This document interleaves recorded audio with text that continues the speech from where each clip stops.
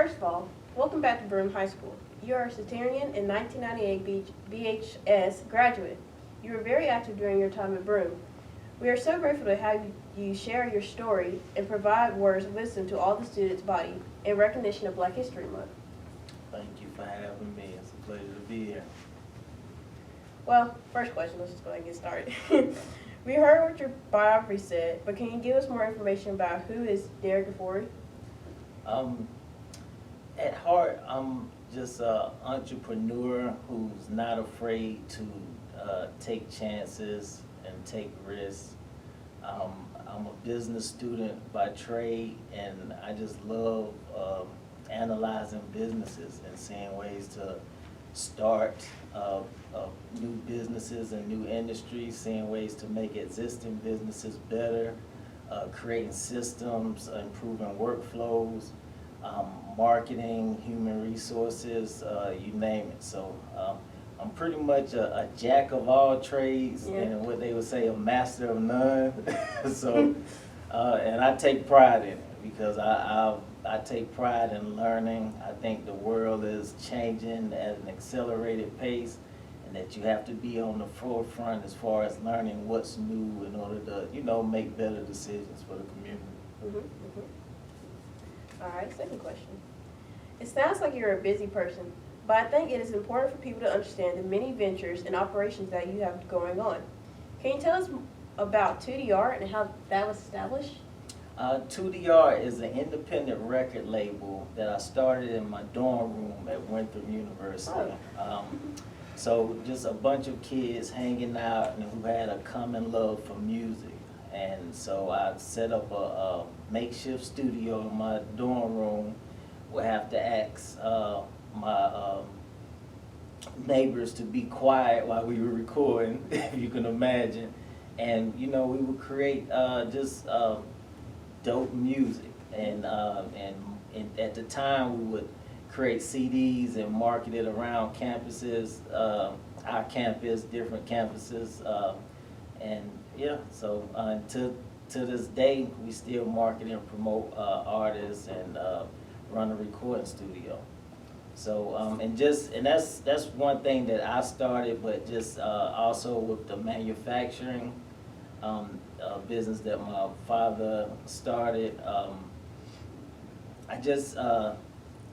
One thing, let me start by saying this. It's important to have multiple streams of income. Yeah. So you will have your bread and butter that you do on a daily basis, but you have other alternative sources of income that just in case something goes wrong, you have something to turn back to. So we're involved in real estate.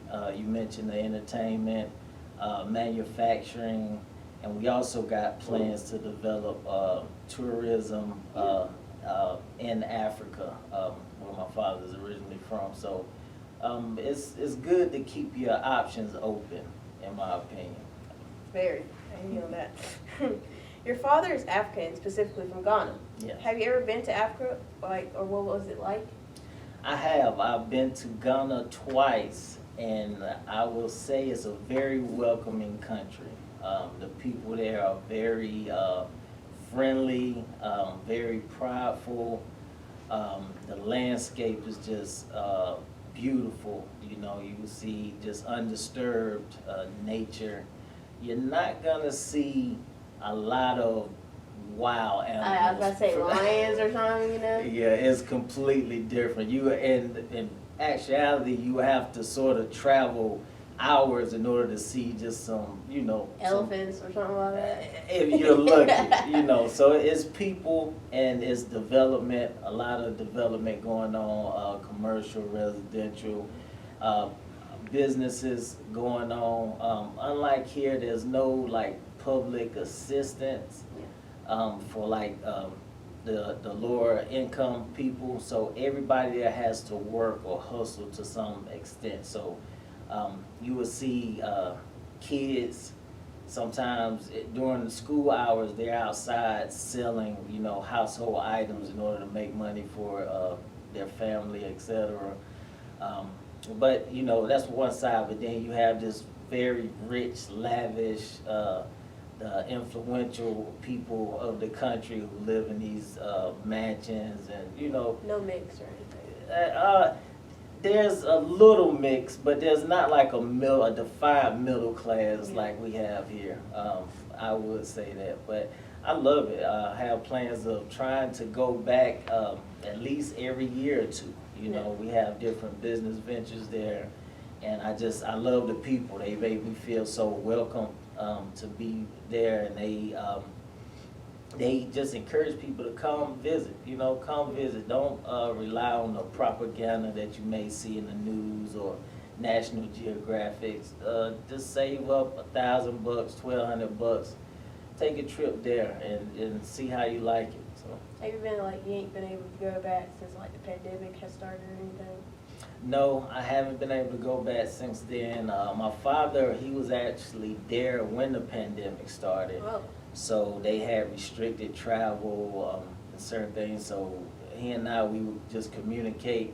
I would keep him up to date on what was going on here with the businesses, and he would do the same. Let me know what was going on there with certain interests that we have. So I think the pandemic changed things for everybody worldwide, and I think we're still sort of like in the middle of it. Our company in particular, we're facing like shipping delays. Yes. So when it comes to, we ship our product all around the world. So when it comes to shipping the product and or securing raw materials, the ingredients that actually make the product, we are experiencing shipping delays, and that's has hurt us to a certain extent. So. There you go. So, at Broome, we have established a Unity Council. Unity has been a word we endorse this month. Being an African American and being aware of the many issues within our nation, what are your thoughts regarding unity, the uplifting of the human spirit?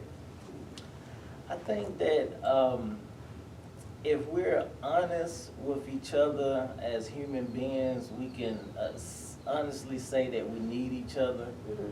And I think that there's a sense of pride or independence that we all have, and we all believe that, hey, I can make it on my own. But there's a old African proverb that says it takes a village to raise a child. And I just look at my time in the District 3 school system, and I say, well, most of my time was spent with my teachers and, my peers and, coaches. So it sort of takes all of us to come together and put our biases aside to say, well, what can we produce? What can we produce? And I think it's important for us to realize that we are competing on a world stage. You're not only competing with Spartan High or, the person in your classroom or even the people at your university. You're competing with people across the globe. So in terms of unity, it sort of takes all the resources to come together in order to make us prepared to go on that world stage. And I often use the example that if you or a loved one had a brain tumor, who would you like to remove that brain tumor? Now, if you got this list of qualifications and this person has to look like this or have this orientation, et cetera, I feel sorry for you. You should want the most qualified person to doctor on. And I think if we just look at it like that, it sort of helps us become unbiased to say, okay, if we're just trying to build the best student or we're trying to be the best we can be, what is it going to take? It's not going to just take people from my household, either people from my neighborhood. It's going to take the community as a whole to uplift and encourage the people with potential and those that you may not see the potential in immediately. Because we all have a story. We all have a book inside of us. We all have a song inside of us. I'm a believer that everybody should write a book. Everybody should make a song just to show that expressive side, the creativity that we all have. And of course, music is universal, so that's something that sort of pulls people together. You know, we hear a nice song, a nice beat, whether it's old, new, or whatever, we tend to tap our feet and nod our head or whatever. So I think those are certain things that, you know, can sort of help unify us, if you will. Okay, last question. Yes, last question. While you are with us today, what words of wisdom can you provide to us? I feel like the same question, but I'm gonna let you go again. I'm gonna let you try again. I would just say a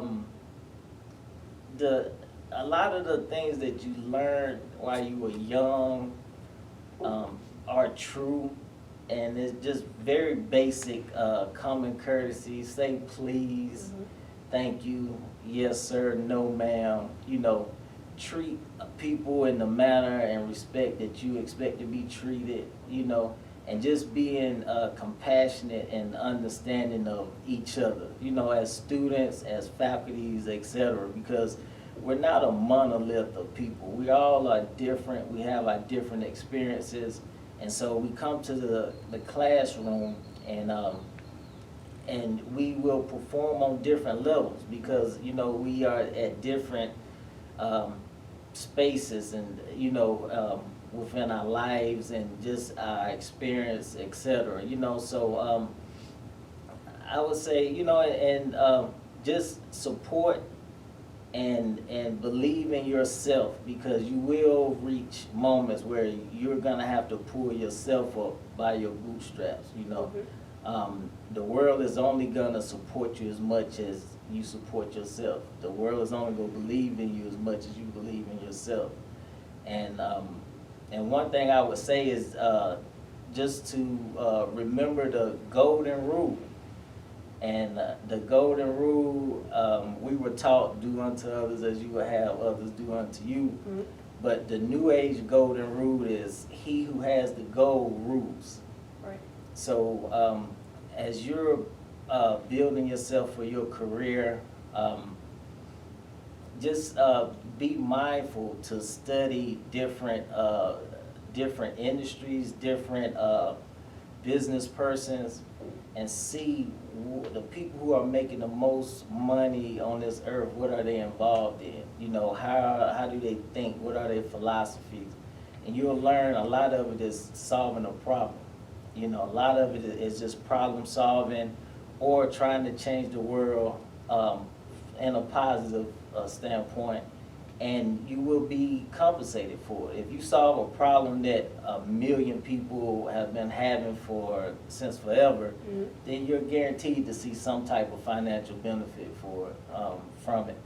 And you know, and it's to work a job. My first job, I was a DJ for 2 police officers at the skate rink. And I would go there and I would play these records and just have a ball. I was actually doing the job with my brother, so he would get paid first and I would get paid if I was lucky. But you know, I think, you know, it's just when you're thinking about building a career, any job that you have should be based off of, okay, am I learning something? And am I learning something that I can apply later on in life? And am I learning something that I can apply to something that I own and control? One secret is that, you know, we all work hard and we all, you know, put in hours, countless hours, you know, in different industries, but businesses get the largest tax breaks. So if you're working and you receive a W-2, again, there's nothing wrong with that whatsoever. You're gonna pay more taxes than a business owner who's got so many different write-offs and so many, you know, different tax incentives to do X, Y, Z. So I think it's just important to really just study those things and to introduce them to students just as soon as possible. One of my things growing up, I always wanted to learn about money. And we grew up dirt poor, you know, in Cowpen, South Carolina. And I watched my parents start different businesses. At first, it was the ice cream truck business. And I ended up getting fat after that business stopped because it was a truck full of ice cream there, and I had free time. But it was watching them start that from nothing. So they would go to the junkyards, get old box bread trucks. My daddy would drop the transmission, fix it up, and they put it on the road. And it's just like being humbled enough to say, okay, what opportunities exist and how can I take advantage of it? One thing I would mention is that we see it with immigrants here in the U.S. A lot of times we may see immigrants come here, start businesses, take advantage of certain opportunities, and people feel different ways about it. But when I went to Africa, I was able to see the same thing. It was certain business opportunities that I was able to identify, and I was just scratching my head. I said, I can't believe that they're not doing this. They're not taking advantage of these opportunities. And what I personally believe it is that when you've been in an environment or a particular culture for so long, you become numb to certain things around you, and you tend to not take advantage of certain opportunities just because they don't mean as much to you. They're readily available, or you may not just have thought twice about them, and then somebody from out of the country can come and just instantly say, oh, well, they got a program for this, or they got a program for that, or there needs to be a store in this location, or this and that. And I think, just as a community, we need to sort of identify and push our kids to starting some of the businesses that we need here locally, and just pushing them to get involved in certain industries that we see that are emerging. With me personally, I love business, I love music, and this whole thing called Bitcoin came about. I don't know. I don't know. And somebody tried to explain that to me. I just kept on moving. And you know what? And I don't blame you, because it is complicated. But you look at, as far as investments, it's been one of the better investments over the past 10 years. Mm-hmm. So it's one of those things that you say, well, I would never encourage anybody to sell everything and buy all Bitcoin. But I would say, well, research it, learn more about it. It's a lot of 13 and 14-year-olds making millions of bucks off it. Yeah, and so it's definitely should be studied and considered, I go do after this interview. Hey, send me some if you. Girl over here broke. But, again, just in terms of unity, I am a product of the District 3 school system. Mm-hmm. What you see is what you get. The majority of my teachers were white females. Mm-hmm. Who cared, who would go out their way and give me words of encouragement, words of advice. I've had coaches that would, not only care about my performance on the field, but care about my performance in the classroom. My track coach was trying to find me a place to play basketball. My basketball coach was trying to find me a track scholarship. My best buddy was Jermaine Green. Yeah? Yeah, and he was one of the smartest people in the school. So, even with having a friend that excelled so much, it sort of created an unspoken standard when being around him. Like, I knew I couldn't be, a goofball, or, I had to apply myself just based off of the circle that I was in. So, I say this to not from like just a bragging standpoint, but just for encouragement to say, don't let anyone or anything define you. You have to define yourself by your actions and who you are on a day-to-day basis. I don't care if you are a C student, a A student, whatever the case may be. I think you have to sort of define your own success when it's all said and done. Yeah. Great first listen right there. Well, everybody, I've been, me, Snide, hey, and this is Derrick Ofori. Thank you for watching.